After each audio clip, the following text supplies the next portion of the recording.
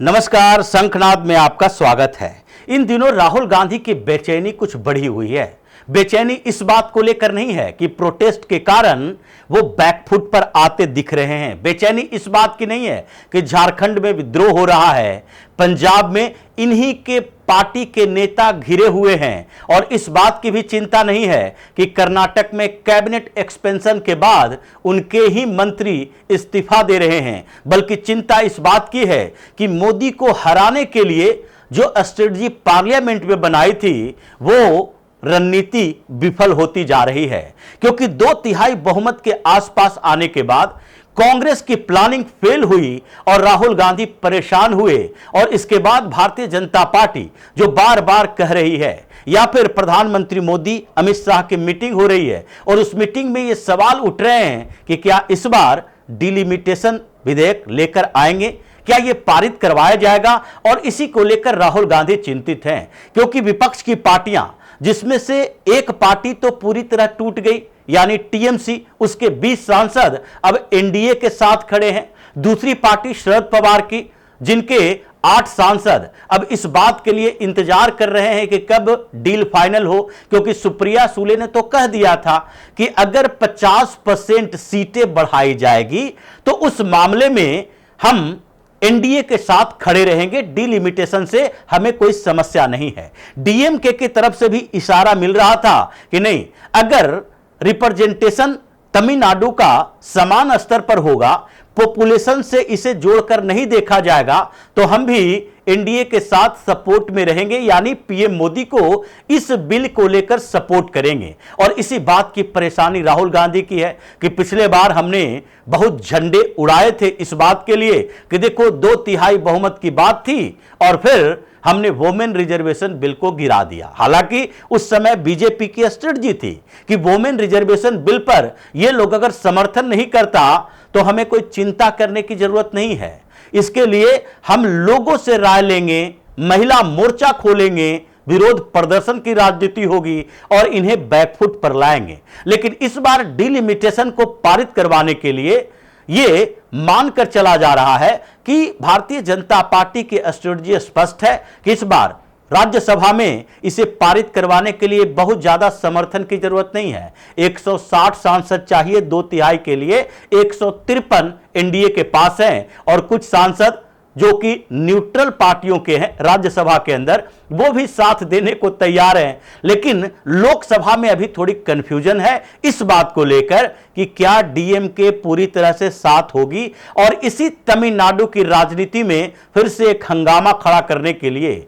Bill को जलाने के लिए राहुल गांधी परेशान हैं कि क्या तमिलनाडु के 25 सांसद यानी कि 22 सांसद डीएमके के और 3 सांसद दूसरी छोटी पार्टियां डीएमडीके, पीएमके के, इन सांसदों का समर्थन अगर इस बिल पर एनडीए को मिल गया तो फिर तो 2/3 का आंकड़ा पार कर जाएगा। राहुल गांधी की कांग्रेस पार्टी के भी कुछ सांसद साथ हैं, तो ऐसी स्थितियों में तमिलनाडु में हंगामा खड़ा करने की कोशिश की है। भले ही डीएमके वंदे मातरम विधेयक पर थोड़ा सा नाराज थी, लेकिन पिछले दिनों जो मीटिंग हुई, बैठकें हुई, उसमें स्पष्ट हो गया कि डीएमके डिलिमिटेशन को लेकर परेशान नहीं है। राहुल गांधी के डिस्ट्रिक्ट कमेटी की बैठक बुलाई और तमिलनाडु की राजनीति में जो अभी पलटी मारे हैं, यानी कि इन्होंने जो यू टर्न लिया है, डीएमके को छोड़कर विजय की पार्टी के साथ जुड़े हैं, उसको लेकर डीएमके में नाराजगी इतनी है तो अब ये क्या करेंगे। वही बात कि तमिलनाडु के साथ धोखेबाजी हो रही है। ये जो पार्टी डिलिमिटेशन पर अगर प्रधानमंत्री मोदी का साथ देती है, बीजेपी का साथ देती है, तो वो पार्टी तमिलनाडु की राजनीति के साथ धोखा कर रही है, तमिलनाडु के लोगों के साथ धोखा कर रही है। क्यों यह बातें बोल रहे हैं? क्योंकि उनको लग रहा है कि इस मुद्दे पर जो डीएमके पहले विरोध कर रही थी वो अब तो सपोर्ट में आ गई, और तमिलनाडु में अगर थलापति विजय के साथ कांग्रेस का गठबंधन हुआ है तो आगे की राजनीति जो बदलेगी, यानी कि आगे लोकसभा चुनाव होगा, और लोकसभा चुनाव में जो गठबंधन का दौर चल रहा है, यानी अगर विजय के साथ सेंटीमेंट विधानसभा में था वही लोगों का सेंटिमेंट क्या लोकसभा में रहेगा, क्योंकि थलापति विजय मुख्यमंत्री के कैंडिडेट थे, अब वो लोकसभा में प्रधानमंत्री के कैंडिडेट नहीं होंगे। उनके साथ देने वाली पार्टियां और उनके साथ देने वाले लोग क्या लोकसभा के चुनाव में उनके साथ खड़े रहेंगे या फिर पूरी पहले की तरह एआईडीएमके या डीएमके के साथ आएंगे। अब इस कंफ्यूजन में राहुल गांधी को लगा कि इधर नॉर्थ के स्टेट में डिलिमिटेशन को लेकर कोई वैसा विरोध नहीं है, तो साउथ के स्टेट में जो विरोध की बात की जा रही थी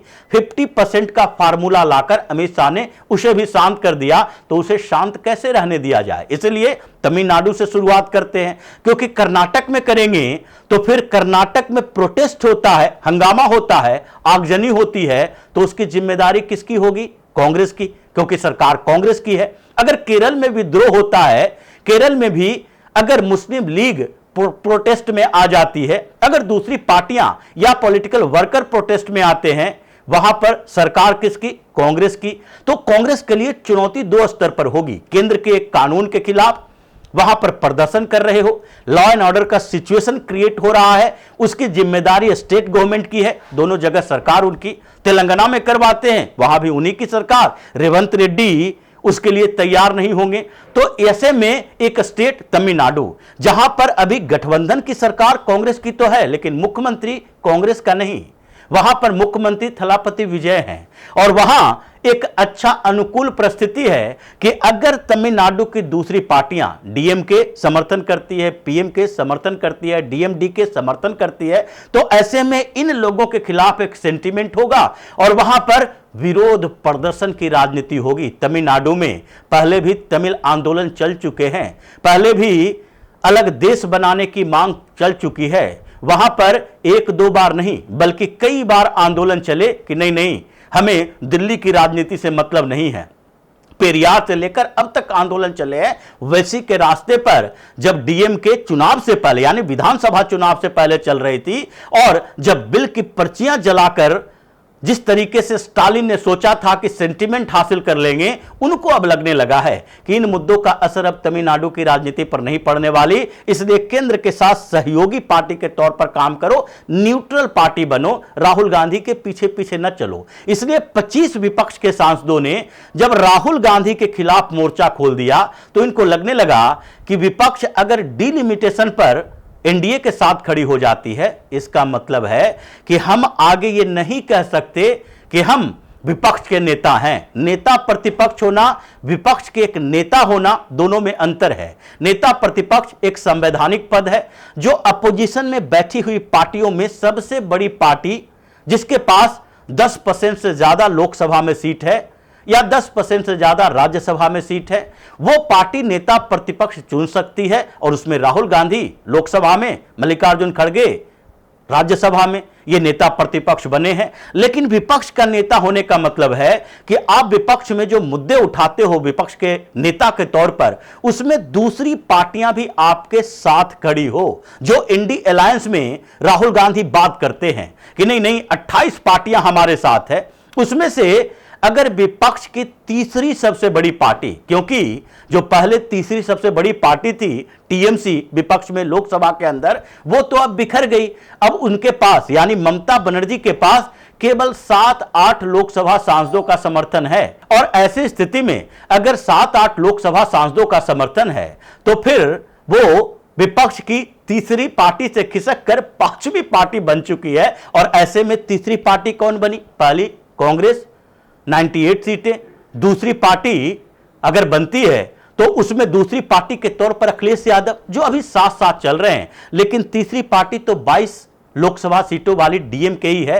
तो ऐसी स्थितियों में देखा जा रहा है कि अगर ये पूरा का पूरा विपक्ष का गेम एक साथ करके आगे बढ़ाना है तो डीएमके को साथ रखना पड़ेगा। लेकिन डीएमके ने तो कह दिया कि नहीं, लोकसभा में हम सत्ता पक्ष के करीब रह सकते हैं, लेकिन हमारा बेंच, हमारी कुर्सियां बदल दो। इन्होंने चिट्ठी लिखकर स्पीकर से रिक्वेस्ट की थी, स्पीकर ने उस रिक्वेस्ट को मान लिया और इसी के कारण समस्याएं ऐसी बढ़ी इन लोगों की कि अब डीएमके के साथ इनका संबंध कमजोर हो गया। और संबंध कमजोर होने का मतलब है कि अब डिलिमिटेशन बिल पर मोदी सरकार को, मोदी को 25 लोकसभा सांसदों का समर्थन मिल गया है। अब ऐसे समर्थन के बाद राहुल गांधी के पास ऑप्शन क्या है? एक ही ऑप्शन बचता है।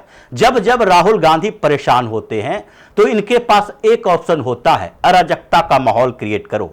जैसे दिल्ली में जब इनकी परेशानी बढ़ी तो इन्होंने कॉकरोचों का समर्थन करके प्रोटेस्ट गैंग को आगे बढ़ाया, अराजकता का माहौल क्रिएट किया। और यही अराजकता का माहौल क्रिएट करने की कोशिश तमिलनाडु में कर रहे हैं, क्योंकि दिल्ली में तो सियासत इनके हाथों से फिसल गई है।